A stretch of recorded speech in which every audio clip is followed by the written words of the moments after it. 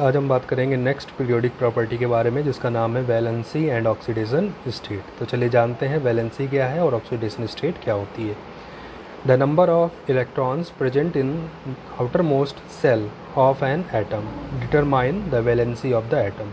किसी भी एटम के आउटर मोस्ट सेल में प्रेजेंट जो इलेक्ट्रॉन होते हैं वो उसकी वैलेंसी को डिफाइन करते हैं कि उसकी वैलेंसी क्या होगी।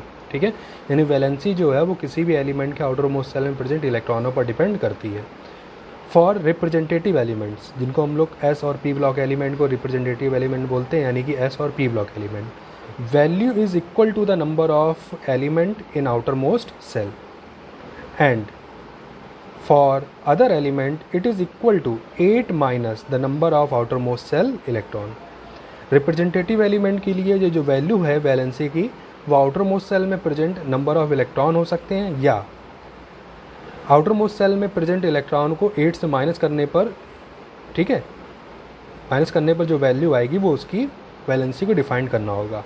तो ये कब होगा समझना, valency is equal to N. Valency is equal to N होगा कब, जब एन की वैल्यू आपकी लेस देन और इक्वल टू 4 हो।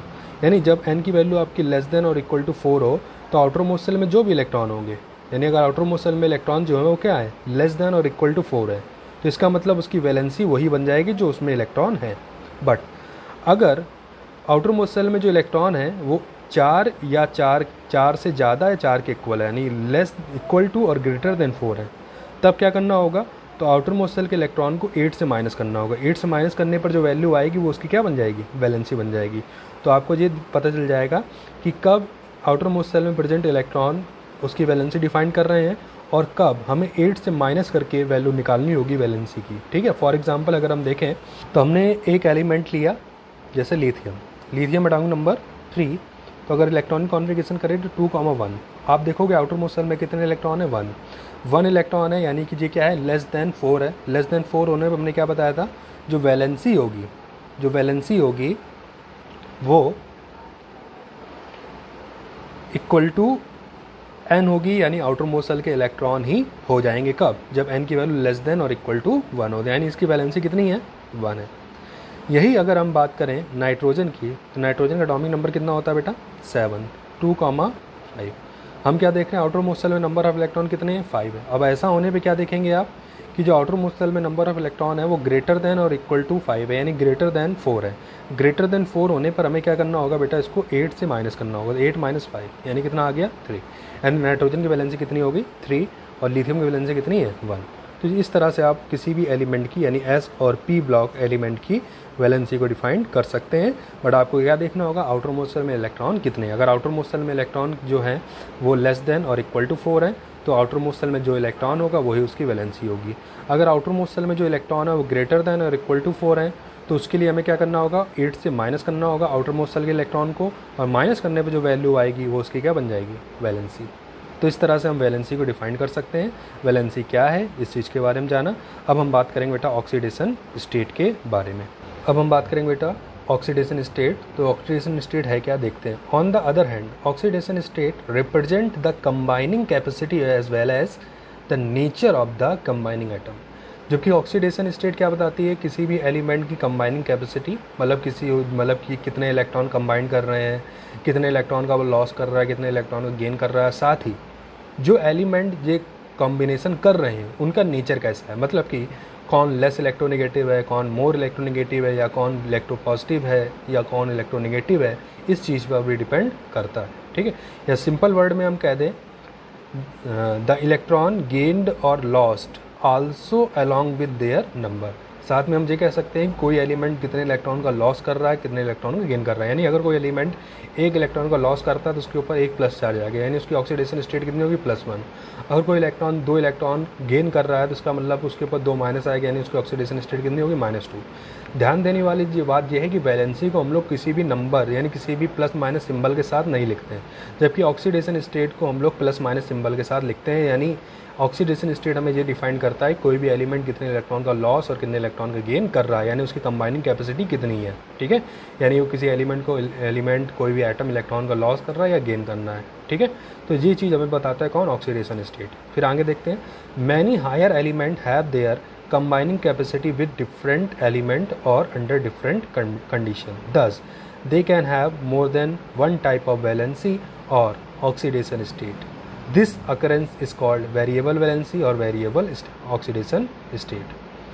कुछ हायर एलिमेंट हैं जिनकी जो कंबाइन करने की कैपेसिटी है वो अलग अलग एलिमेंट के साथ अलग अलग है, अलग अलग कंडीशन पर। इस वजह से उसकी जो ऑक्सीडेशन स्टेट होती है या जो वैलेंसी होती है वो एक से ज़्यादा भी हो सकती है। और किसी एलिमेंट में अगर एक से ज़्यादा ऑक्सीडेशन स्टेट है, यानी कोई एलिमेंट एक से ज़्यादा ऑक्सीडेशन स्टेट रखता है, तो इस तरह की ऑक्सीडेशन स्टेट को हम लोग वेरिएबल ऑक्सीडेशन स्टेट या वेरिएबल वैलेंसी नाम देते हैं। फॉर एग्जाम्पल एक एलिमेंट हमने लिया फास्फोरस, तो फास्फोरस की यहाँ पर जो ऑक्सीडेशन स्टेट लिखी है वो +5 है, +3 है, -3 है। तो ये कैसे आया, चलिए देखते हैं। फास्फोरस की बात करें तो फास्फोरस एटॉमिक नंबर कितना होता है बेटा 15। इलेक्ट्रॉनिक कॉन्फ़िगरेशन करेंगे 1s2 2s2 2p6 3s2 3p3। तो ये इसकी होगी इलेक्ट्रॉनिक कॉन्फ़िगरेशन। अब हम बात करें इसके आउटर मोस्ट सेल में इलेक्ट्रॉनों की, तो इसके आउटर मोस्ट सेल के S यानी 3s में नंबर ऑफ़ इलेक्ट्रॉन कितने हैं 2 हैं, और 3p में नंबर ऑफ़ इलेक्ट्रॉन कितने हैं 3 है।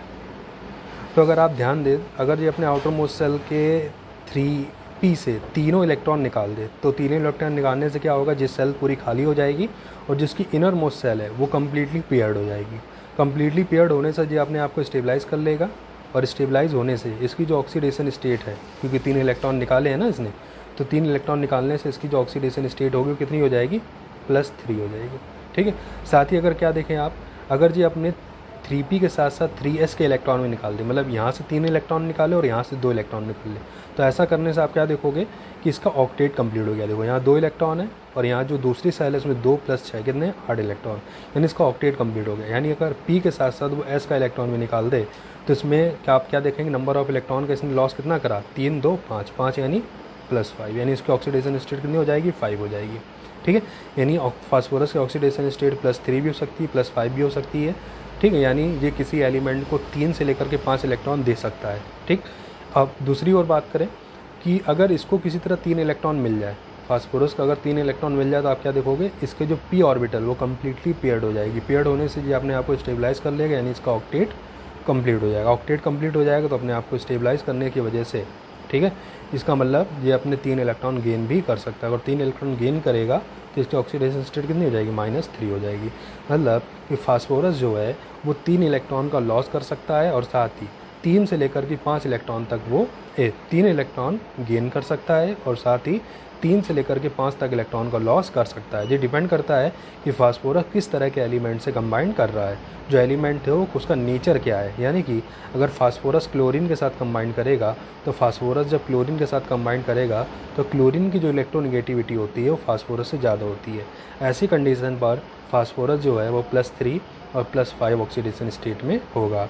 ठीक है। इसके अपोजिट अगर फास्फोरस किसी मेटल के साथ कंबाइन करता है, ठीक, जैसे कि अपने से लेस इलेक्ट्रोनेगेटिव एलिमेंट के साथ कंबाइन करता है, तो उस कंडीशन पर, ठीक है, ये क्या करेगा, इलेक्ट्रॉन उससे ले लेगा। इलेक्ट्रॉन ले लेगा तो उसका मतलब वो अपनी कौन से ऑक्सीडेशन स्टेट में होगा, -3 में होगा। तो ये था बेटा ऑक्सीडेशन स्टेट और वेरिएबल वैलेंसी के बारे में। और हर एलिमेंट की अलग अलग ऑक्सीडेशन स्टेट होती है, जबकि उसकी वैलेंसी जो होती है वो फिक्स होती है और जो आटोमोसल के इलेक्ट्रॉन को डिफाइन करती है। अब हम बात करते हैं इसकी पीरियोडिसिटी ऑफ वैलेंसी और ऑक्सीडेशन स्टेट। तो बात करते हैं ग्रुप में। In general element of same group so same type of valency. एक ही ग्रुप के जितने भी एलिमेंट होते हैं उनकी वैलेंसी क्या होती है, सेम होती है। For example all alkali metal, यानी फर्स्ट ग्रुप एलिमेंट की बात कर रहे हैं, फर्स्ट है, तो all alkali metal have valency = 1। In P block element tendency to show higher valency decreases when we move down the group, this is due to inert pair effect. जबकि P block element में जब हम नीचे की ओर जाएंगे तो इनकी जो हायर वैलेंसी होती है वो डिक्रीज करती है। इसका रीज़न होता है एक इफेक्ट है जिसको हम आगे पढ़ेंगे, जिसका नाम होता है इनर्ट पेयर इफेक्ट। ठीक है। तो ये था ग्रुप के बारे में। अब बात करते हैं पीरियड में। तो बताते हैं on moving along a period from left to right, valency increases from +1 to 4 and then decreases to 0। ठीक। तो जब हम पीरियड में लेफ़्ट टू राइट जाएंगे तो पहले वैलेंसी 1 से 4 तक इंक्रीज़ करेगी और उसके बाद डिक्रीज़ करेगी 4 से लेकर के 0 तक, जैसा कि हमने बताया था। ठीक है। उसी के अकॉर्डिंग है वैलेंसी। अगर वैलेंसी की जो वैल्यू है, ठीक ठीक है। तो ये था आपका वैलेंसी और ऑक्सीडेशन स्टेट।